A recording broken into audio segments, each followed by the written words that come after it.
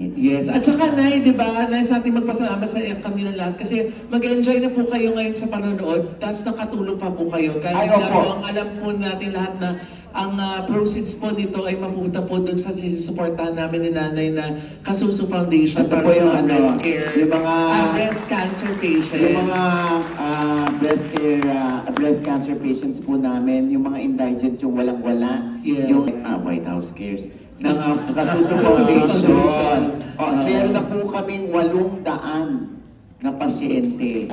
Yes. At ito po, yung iba pang proceeds at kung meron pa kayong natitira dyan sa bulsa, ibabahagi rin po namin ang kikitain nito sa Angat Buhay Foundation kung saan sila po direktang magpapahatid ng tulong sa mga nasalanta na kababayan natin sa Cebu at sa Negros. Dahil doon po namin ibibigay kasi alam namin totoong makakarating at may resibong ipapakita.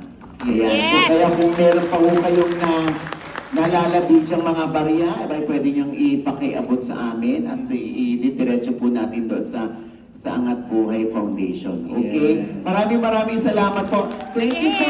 Babalik.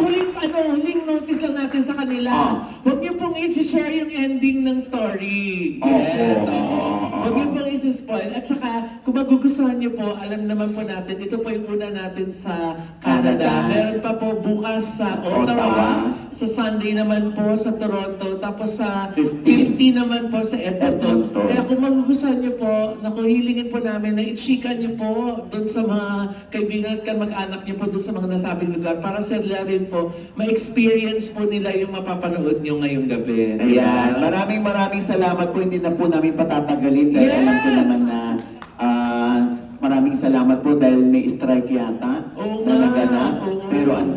Pero andito kayo. Andito silang palakpakan yung sarili niyo. Grabe ang galing naman. Ganun talaga sumuporta yung mga kapwa Pilipino natin sa produktong Pilipino. Yes. Kaya congratulations, Richie.